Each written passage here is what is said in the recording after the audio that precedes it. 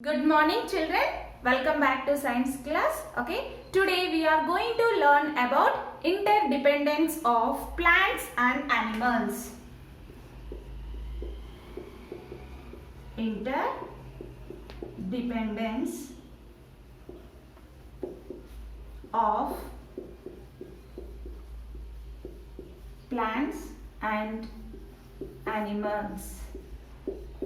Children, before going to this topic, okay, quickly we have to recall the previous topic. Shall we, children? Yes. Okay. Now tell me, children, what we learned in previous class. Very good, children. We learned about parts of a leaf. Right? Yes. Now, quickly we have to recall the parts of a leaf. Okay. Now, flat and broad part of a leaf is called, very good, lamina or leaf blade. Very good, children. Now, the line which is seen at the center of a leaf is called, very good, midrib or main vein. Next, what is this, children? Very good, petiole. Okay, what is petiole? Very good, children. The structure which is connects to the stem to the leaves is called petiole. Very good, children. Now tell me, children, what are side veins? Very good. The lines present on either sides of the main vein are called side veins. Right? Now, children, now tell me, what is stomata? Very good. Tiny opening on the underside of the leaf is called stomata. Right? Stoma is singular. Okay? And stomata is plural. Okay? Now, so we observed in the leaf cell two bean-like structures. What we call? Very good, God cells. What is the function of God cells? Very good. God cells control the opening and closing of the stomata. Right? Okay. Now tell me, children, what is a photosynthesis? Very good. Green plants make their own food by a process is called photosynthesis. Right? Now tell me, children, which things plants need to carry out photosynthesis? Very good, children. Water. Very good. Next, light. Next, carbon dioxide. Very good, children. What else? Very good. Chlorophyll. So if one is missing, plants cannot carry out photosynthesis. Plants need these four essential things to carry out photosynthesis, right? And children, plants prepare their own food, right? So after that, the prepared food plants use, okay, for growth and other routine functions, okay, and the extra food is stored in the form of starch, okay. So the plants store extra food in different parts of the plant, right? So now we learn about interdependence of plants, okay. So we learn what we learned in previous class. Very good. Parts of a leaf cell, and how do plants prepare their own food, right? Now, today we are going to learn about interdependence of plants and animals. Now, tell me, children, what is interdependence? Well, I will tell you. Interdependence means dependence on each other. What is the meaning of interdependence? Very good. Dependence on each other. Okay. Interdependence is a term that indicates the relation between things. Okay. Plants and animals depend on each other as well as on non-living things also, like water, sunlight and air to survive on the earth. Am I clear, children? Children, please draw with me, okay?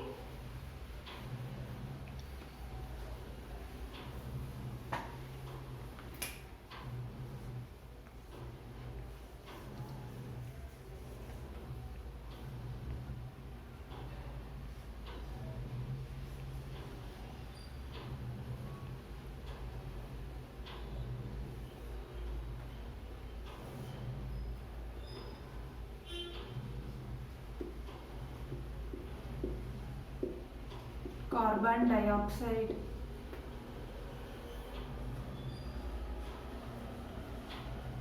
Oxygen.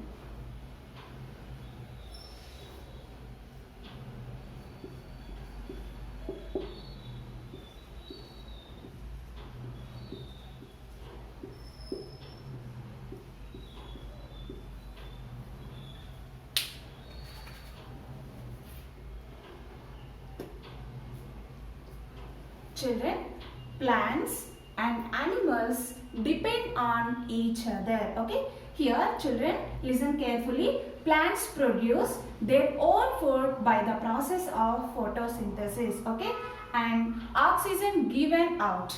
Okay, so during the photosynthesis, plants give out oxygen. Okay, oxygen given out by the plants is necessary for all living things like animals, birds, human beings, right? So here during the daytime,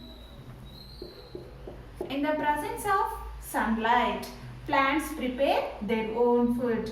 Already we discussed in previous class, plants need sunlight, carbon dioxide, water and chlorophyll, right? So plants need these essential things to carry out photosynthesis. Now tell me children, what are the products of photosynthesis? Very good. Oxygen and food, right? So oxygen given out during the photosynthesis process. Okay. So plants given out oxygen is very, very important for animals and human beings, for all living things to breathe in. Okay, children, we breathe in oxygen and we breathe out carbon dioxide. So what plants need? Carbon dioxide, right? Okay, children. So here the oxygen given out by the plants is necessary for human beings, animals and all living things to survive on the earth.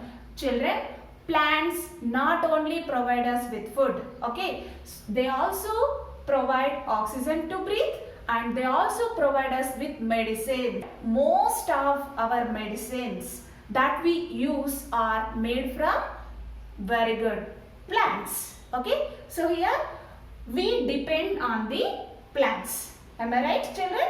So we depend on the plants. So now we learn about how plants depend on the animals. Okay, children? Am I clear?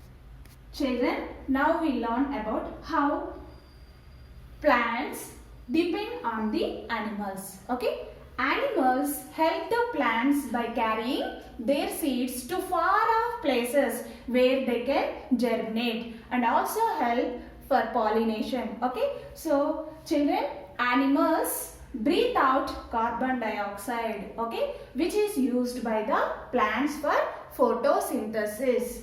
Okay? So, here animals help the plants by carrying their seeds to far off places where they can germinate and also help the plants for pollination. Okay, here animals and human beings breathe out carbon dioxide, okay, which is used by the plants for photosynthesis. Okay, children, am I clear? Children, remember it, plants take carbon dioxide during the photosynthesis only. Okay, so plants also breathe in oxygen during night time. So that is the reason we should not sleep and we should not sit during night time, because plants also take in oxygen. Okay, so plants take oxygen during the respiration. Okay, plants take carbon dioxide during the photosynthesis. Please remember, children. Okay, now children, the interdependence of plants and animals create a balance in the nature. Okay, if the number of plants, okay, and animals decrease or increase, suddenly this balance will be disturbed. Is it visible to you? Okay, balance in nature. Okay, a balance need to be maintained between the number of plants and animals. Okay, now tell me, children, what will happen if there is sudden increase in the number of animals? Well, I will tell you, plants may not be able to supply enough food and oxygen to all the animals. Okay, or if there is sudden increase in the number of plants, what will happen? Very good. The carbon dioxide breathed out by the animals may not be enough for the plants.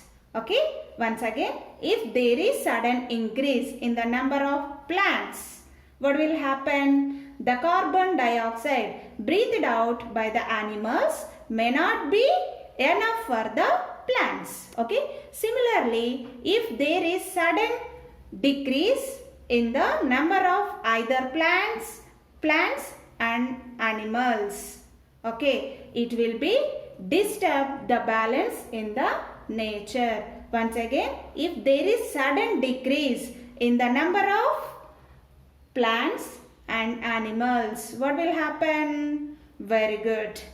It will be disturb the balance in the nature. So what we have to do to maintain this balance in the nature? So what we have to do? We have to protect plants life and animal life. Okay, children, now we learn about food chain. Children, we learned in previous class about food chain, right? Now tell me, children, what is a food chain? Well, I'll tell you. Food chain. Okay. Children, now tell me, what are herbivorous animals? Very good, children. Which animals eat only plant food are called herbivorous animals. Okay. So here, herbivorous animals depend on plants for their food, right? So here, herb means plants. Okay. So which animals eat only plant food are called herbivorous animals. Okay. So here, herbivorous animals depend on the plants for their food. Okay. Now tell me, children, what are carnivorous animals? Very good. Which animals eat flesh of other animals are called carnivorous animals. So here, carnivorous animals depend on the herbivorous animals for their food. Okay. So here we observe that one organism is depend on another organism for their food. Okay. So here plants eaten by herbivorous, okay, and herbivorous eaten by carnivorous, okay, form a chain. Okay. So we can say that a chain that shows how one organism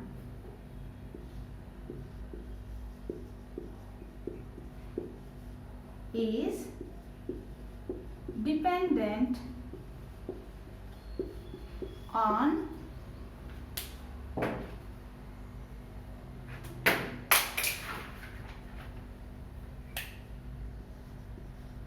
another organism for food is called food chain. Have you understood, children, now? What is a food chain? Very good. A chain that shows how one organism is dependent on another organism for food is called food chain. Okay. Now, children, please note down the definition of food chain. Okay. Now, let us see one example. Okay.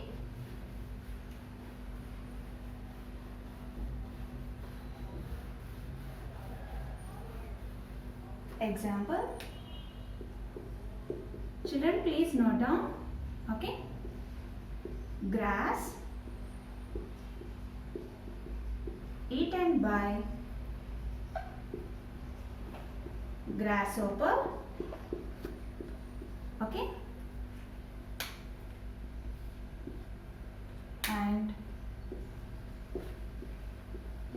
grasshopper, eaten by, very good, frog. Okay, frog,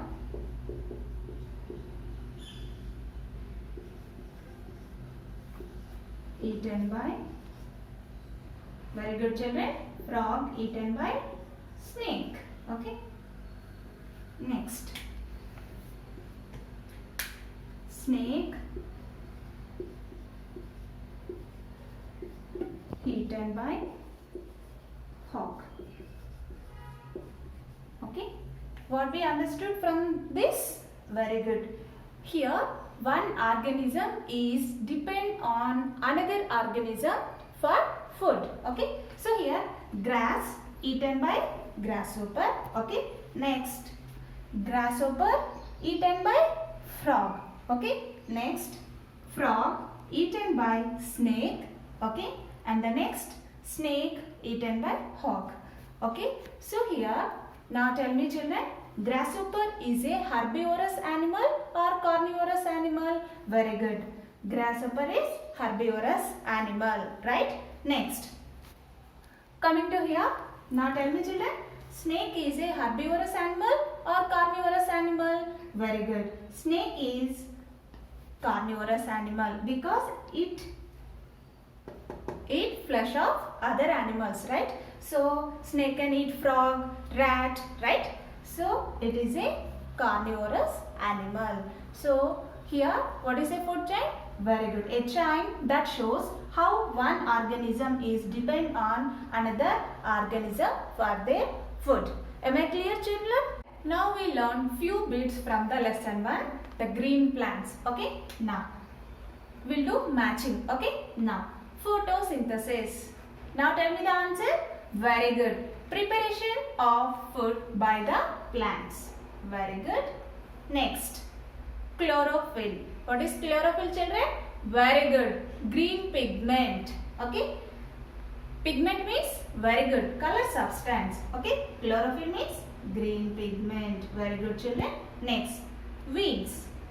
Very good children. Transport substance. Food, water, nutrients, minerals, right? Next, stomata. Very good children. Tiny opening on the underside of leaves. Very good children. Once again, photosynthesis. Very good. Preparation of food by the plants. Next, chlorophyll. Very good. Green pigment. Okay. Next, weeds. Transport substance. Okay. Next, stomata. Very good. Tiny opening on the underside of leaves. Am I clear children? Please note down these bits in your rough book or homework book. Okay. Children, now we learn few more bits. Okay. Now, the flat part of a leaf is called, very good, lamina or leaf blade. Okay. Next, chlorophyll gives dash color to the plants. Which color children? Very good. Green, right? Next, the form in which extra food is stored in plant pots. What is that? Very good. Starch or, very good, food. Okay. Next, a gas which is the product of photosynthesis. Which gas children? Very good. Oxygen. Okay. The flat part of a leaf is called lamina or leaf blade. Okay. Next, chlorophyll gives green color to the plant. Okay. Next, the form in which extra food is stored in the plant pot. Starch or we can say glucose also. Okay. Or we can write simply sugar.